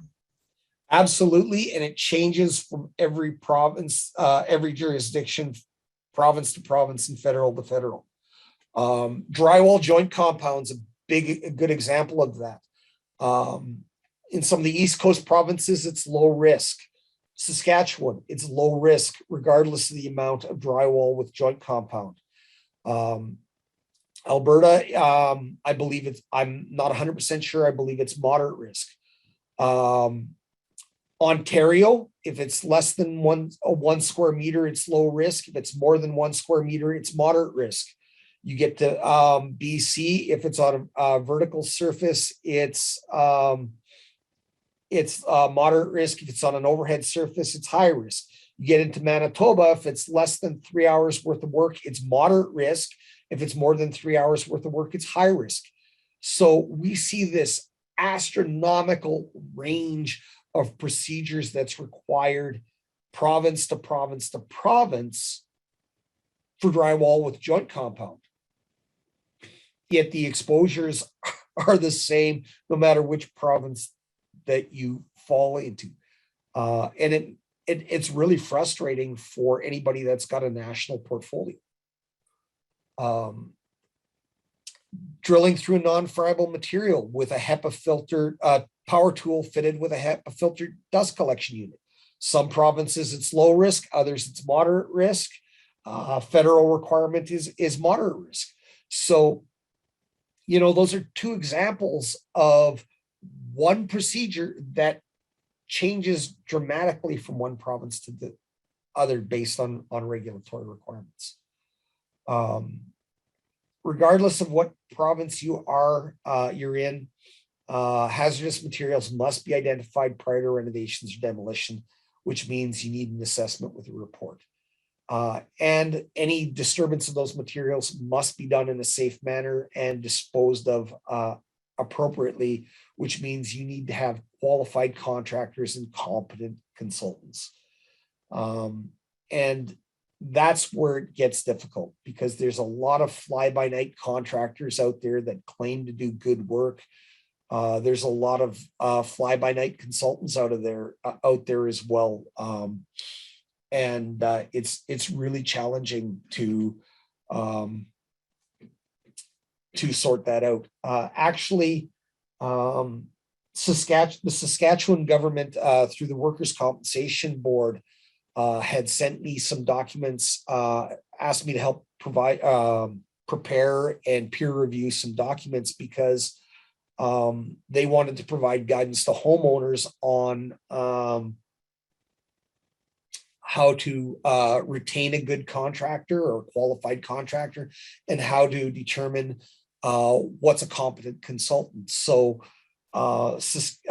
Safe Work Saskatchewan and Saskatchewan WCD Saskatchewan, they've put together some neat documents on their websites to help find qualified, capable consultants and contractors, which is kind of a neat idea and concept. And that's, I'm not aware of whether other provinces have done something similar, but this is something that Saskatchewan has been working with. One of the key ways to lower risk and prevent exposures is a proper design conducted prior to demolition and construction work. So often we see that architects and engineering firms are retained sometimes years in advance to design a project. And oftentimes in the past, we've got calls going, we've got a project. Can you do a pre-renovation assessment for us? Sure. When's the project going to tender? Oh, tender closed 2 days ago. Or tender closes in 3 days. That's a little bit late to be trying to identify where the hazardous materials are, because you're going to be paying through the nose for abatement costs at that point in time. Better late than never, but if you're planning the renovation in advance, you're retaining an engineer or an architect to do the design. Get that assessment done, well before it goes to tender. Once you've established where the key components and demolitions are going to occur, what the renovations are going to entail, get that pre-renovation assessment done to identify what materials are going to be impacted. We like to review the scope of renovation before we get there. It helps us do a thorough investigation. If we've got adequate assessment, if we've done an adequate assessment, we can help develop budget costs. We can develop specifications and design documents for you, and we can assist with the tender and validating of the pricing. Those numbers, they can really be all over the place. And we find that once the tender's closed and the product, it's being addressed as an extra, those numbers can be really wild. So trying to get this done ahead of time before you procure your contractor helps ensure that you get good, fair, competitive pricing, and that it's done right. The example that Sandy gave at the start of the presentation about the client that hadn't done a very thorough job of identifying stuff. They had a management survey done that they'd handed out. And with the demolition documents, they said, here's a management survey. Make sure you address all the hazardous materials. It was a multi-building complex where every building on the site was being demolished. And it was an institutional site. What they ran up against was this was tendered twice before they had a more thorough assessment done. And both times that it was tendered, they got zero bids because there wasn't a demolition contractor willing to tackle it because a proper assessment had never been done. So that's a lot of wasted time and energy and money and resources trying to tender something that nobody's willing to price because there's so many unknowns.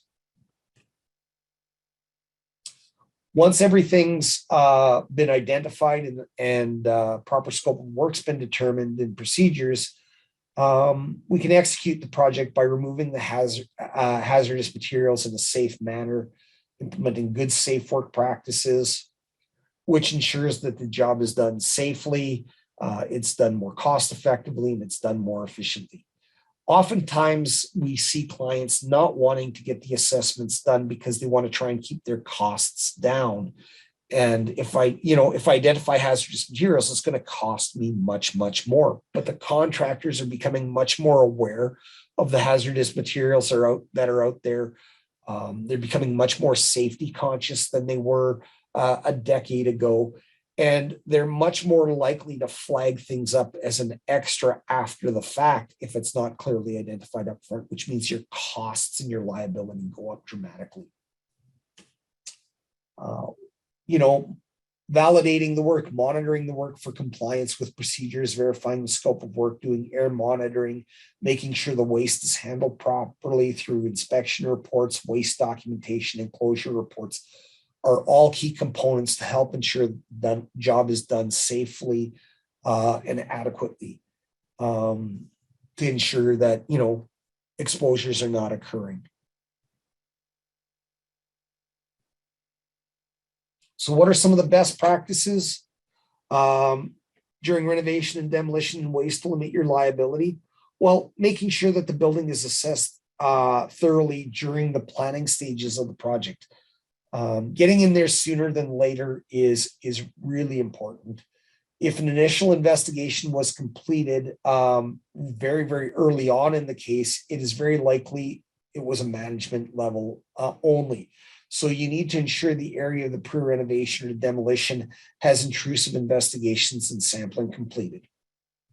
You need to ensure technical specifications are prepared for hazardous materials removal. If it's a simple project, sometimes you can do a simple scope of work document, but if it's a large tender project, like a hospital or an apartment block renovation where they're doing extensive work, you want to have proper tender documents. So often I've seen been asked to price inspection and air monitoring for a job, and they go, we go, well, is there specs on the job?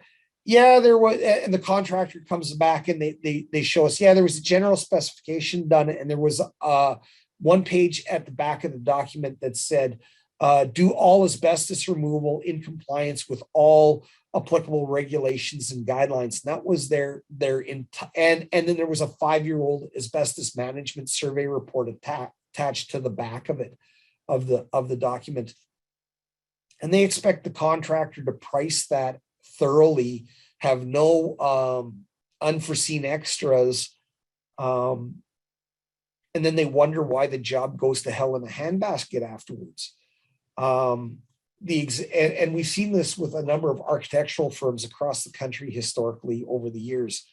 And, it's been a challenge to educate people, but the example I like telling an architect or an engineering firm or a client is, you wouldn't give a contractor a list of building materials and say, build me an 8-story high-rise office building using these materials and build it in compliance with all regulations, guidelines, and building codes.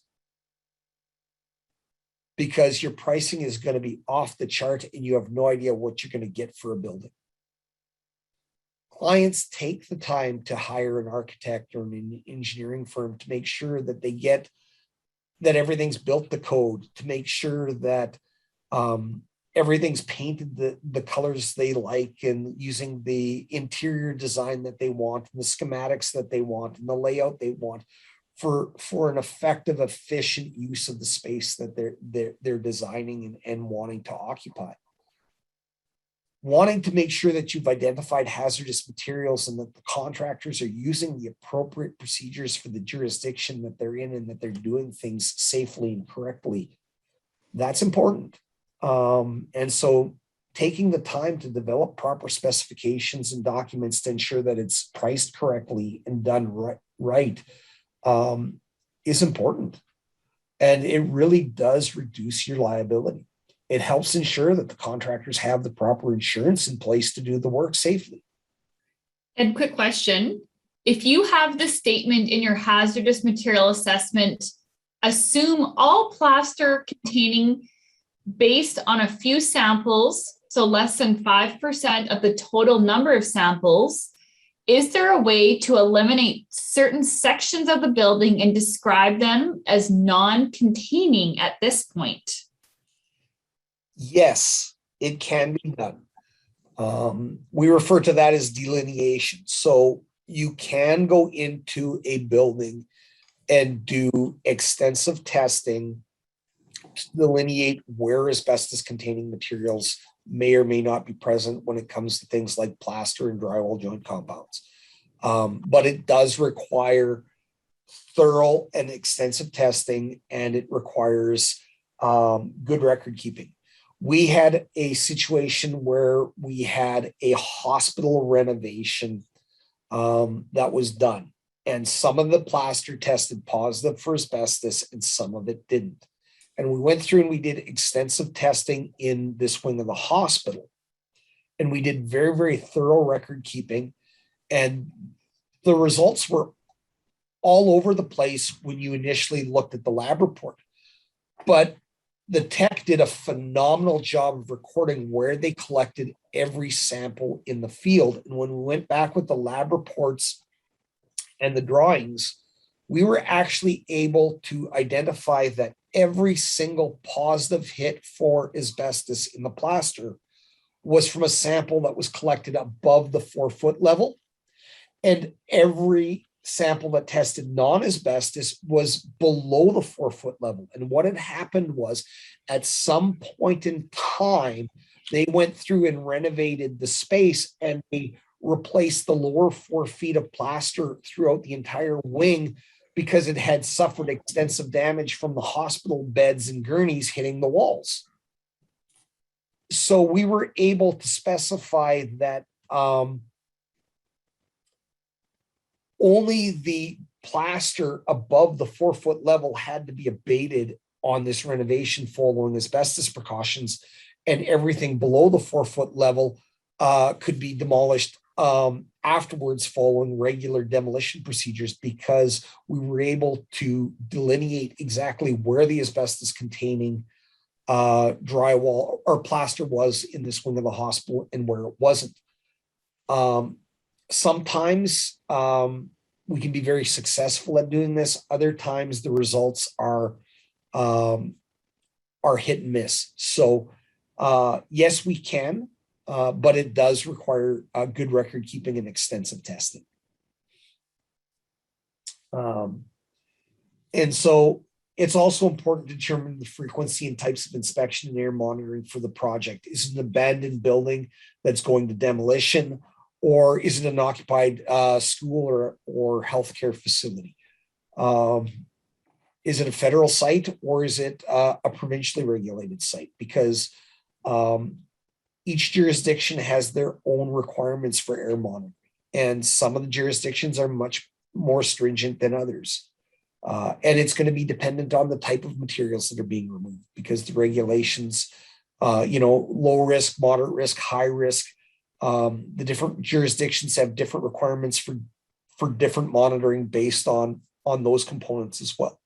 So it's really important to understand that. So getting all that laid out and identified up front can really reduce your costs and your liability. Quickly here, Ed, I have 2 things to say. I've had a couple people let me know that they have to leave here as they have another meeting at 11 o'clock Central Time here. So when I send out the 2 documents that Ed has reviewed, I will also send you a link to this recording so that you can share it and watch it again or catch the last 5-10 minutes here. And then the last quick question I have here, Ed, is, has it been your experience that architects are unwilling to carry environmental consultants as a sub-consultant on a project? No, it used to be. It used to be very, very difficult to get architects to retain you. We get calls from architects all the time asking for pre-renovation assessments. We find oftentimes it's harder to get building owners to want to retain us because they're worried that if they identify hazardous substances, that it could drive their costs up. But at the end of the day, it is a workplace safety and health regulation that applies to the job site. And so the building owner is under regulations, often becomes the employer of the contractor when the work occurs. So it is in the building owners or property managers' best interest to tell an architect that says, hey, as part of this work, we want you to retain a consultant to do a pre-reno or hazardous materials assessment. If they are unwilling to do that, you can tell them it's a regulatory requirement to have it done. We want it done. Or you can take the design drawings, the preliminary or finished design drawings, and forward them to a consultant like ourselves and have us do a pre-renovation assessment based on those drawings. And then you turn around and tell the architect, okay, we've identified the following hazardous materials. You need to include specifications in your design to address these projects or these products. And, you know, you're the client. Any reputable architect, engineering firm, consulting firm is going to provide the services that their client is asking for. So if you're telling them it's a regulatory requirement and you want it, they're shooting themselves in the foot by saying they wouldn't want to do it. They're incurring liability. They are, you know, running the risk of extras on a job site. And we just don't see it anymore. At least not among the architects that call us, and we get called on a regular basis.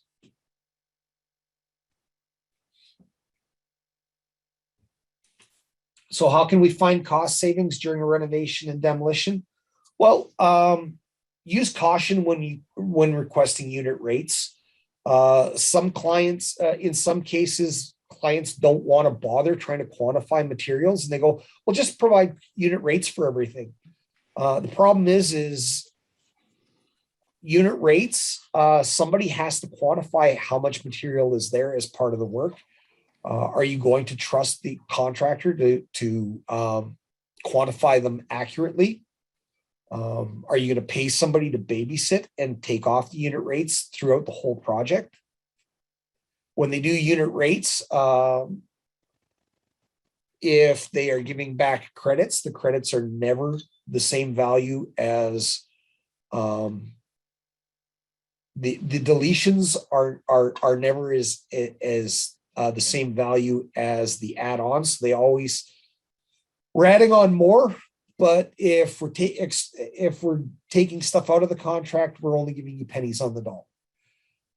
So that gets expensive when you start asking for credits instead. Try to ensure your quantities are as accurate as possible during the assessment.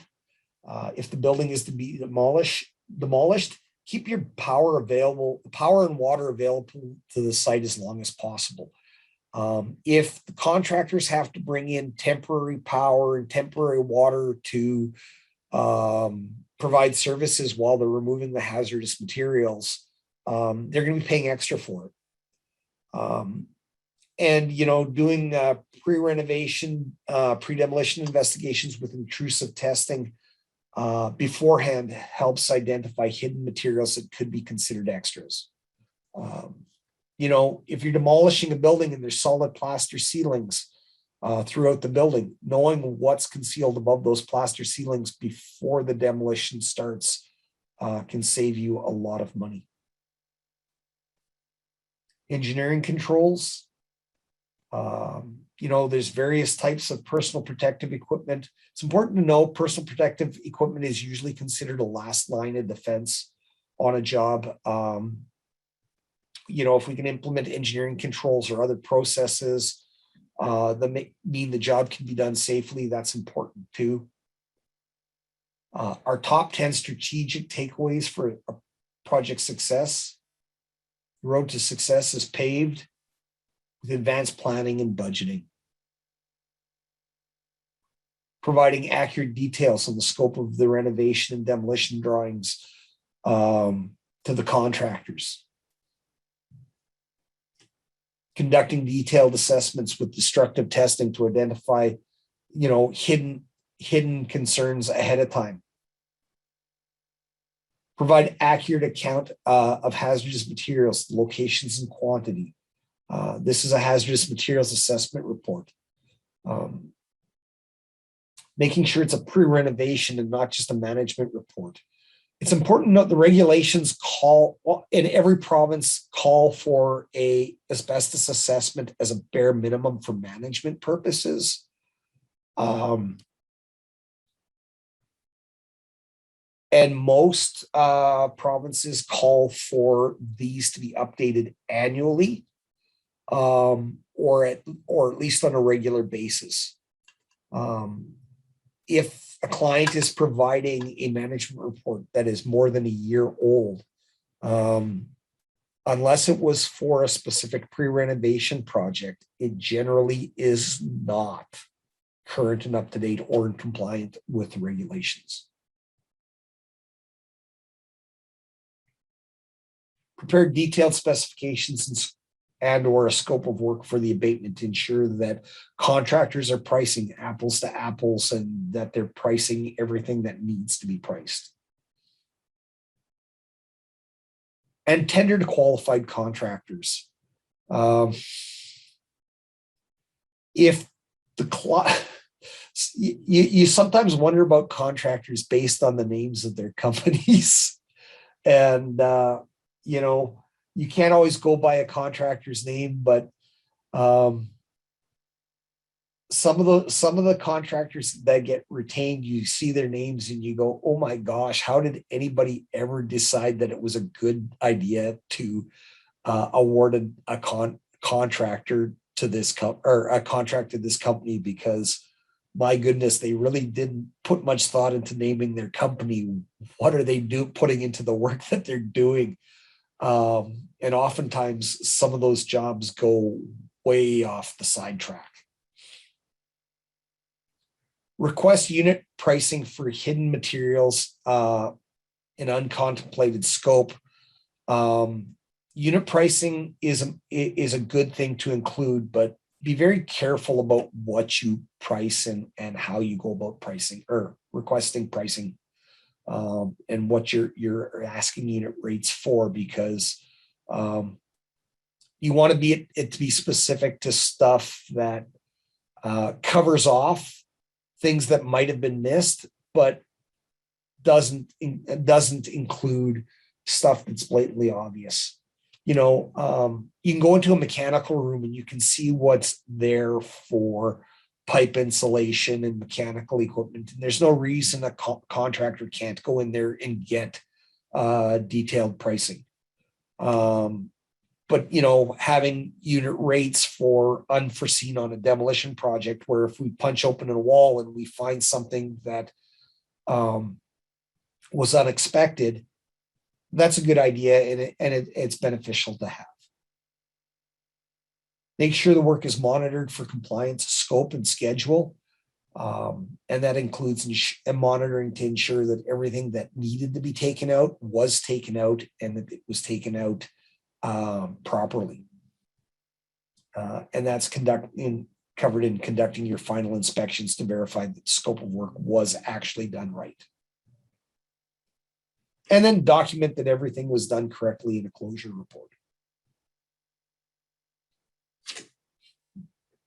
This is one of the final slides in the presentation. This is something new we've come out with. When we do our inventories, we use a tablet to collect our field notes in the field. And this goes into a computerized inventory system that some of our clients subscribe to.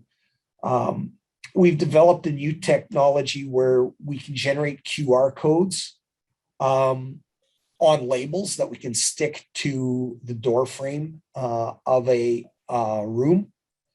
And you can scan it, key in a password, and it will actually pull up the inventory for that particular room. And it's current and it's up to date. So this helps comply with the labeling requirements that a lot of the provincial jurisdictions have for managing the asbestos containing materials in their buildings, and it can be applied to other hazardous materials.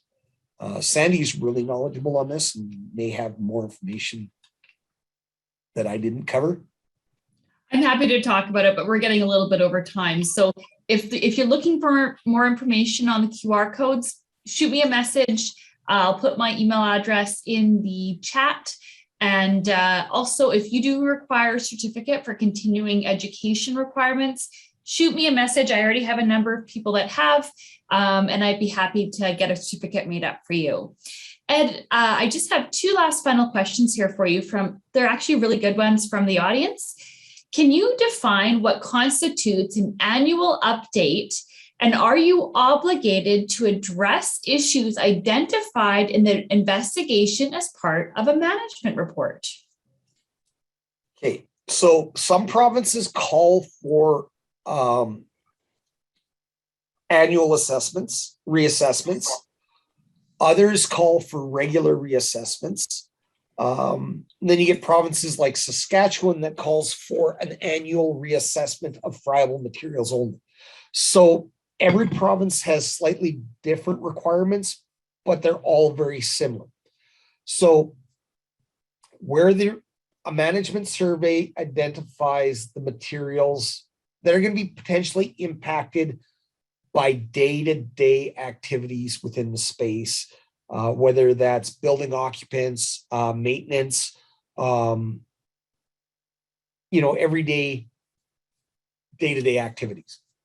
It doesn't cover off renovations or major demolition. Where there's a requirement for reassessments, the requirement is to go back at whatever frequency your regulation calls for. Typically annually is the most common one, and reevaluate the condition and quantities of the previously identified hazardous materials, predominantly asbestos. So they're tracking whether or not previously identified materials have been damaged, whether previously damaged materials have been remediated, and whether or not materials have been removed from the building. Once the material has been removed from the building, you no longer have to reevaluate it on an annual basis. So a good example is asbestos containing ceiling tiles in school classrooms. If that's the only asbestos that was identified in a room, once it's removed, you no longer have to go back and look at the material in that room. So as part of a reassessment, we would go back and we would pull up our inventory and we would look at the rooms that had asbestos that was identified in it. And we would go back to evaluate whether or not the quantities and conditions had changed in the past year, whether it was due to occupant damage, water leaks, building envelope, roof leaks, that sort of thing. We would document any changes in quantities and condition, past abatement projects, flooring replacement projects, etc. Great. Most regulations do require that if there is damaged material, you need to remediate it. But that is usually done on a priority basis based on potential occupant exposures. If it's in a crawl space that nobody goes into, it's not a high priority. If it's above a damaged or above a solid plaster ceiling that's in good condition, it's enclosed, it's in compliance with the regulation. We don't care if it's damaged or not. But if it's damaged where a building occupant has potential to be exposed on a daily basis, it absolutely has to be addressed for regulatory compliance. Great answer. Do the PFAS forever chemicals exposure testing in the workplace is sufficiently enforced sufficiently in Canada? If it is enforced, what provinces? Do you think we need more regulations to protect workers against these forever chemicals? I'm not sure which forever chemicals they're referring to be honest. The PFAS, they're the ones that don't break down. Once they get in your body, they stay there forever.